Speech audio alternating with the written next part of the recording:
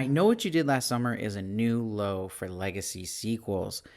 The film in the beginning is a beat for beat remake of the original film, and then it switches and becomes a sequel, but then becomes a sequel you'd think for a Scream movie where it doesn't take itself seriously at all. It becomes very meta humor, which can be really frustrating for someone like me who's a fan of the original film that does take itself seriously. And yes, some of that film is dated now, but to keep in the tone of the franchise, it should take itself seriously and give respect to the fan base who loves this lore and these characters. The problem here too is those legacy characters played by Jennifer Love Hewitt and Freddie Prinze Jr.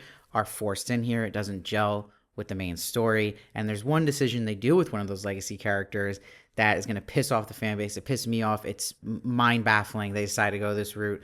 But you'll see there's a lot of things they do. And this are just things you don't want to do in a legacy sequel that we've seen fail before. And they decided to do it here, which is really strange. And I really don't like what they did with the fisherman in this film. They literally over telegraph all of his kills. Some of the kills are cool and gruesome, but they're not very clever. And for some reason, the sound mixing boosted his walking to sound like a giant is walking in the room every time. You'll notice it. It's way over the top.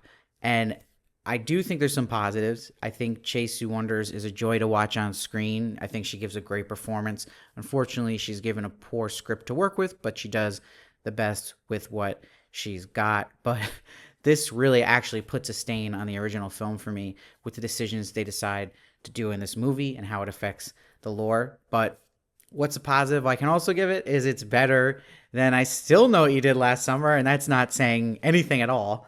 So I'm going to give this film a 4. Let me know what you think when you saw it. I wish it was better. I was rooting for it, but unfortunately, this should have been put onto Redbox. I don't even know if Redbox is still a thing.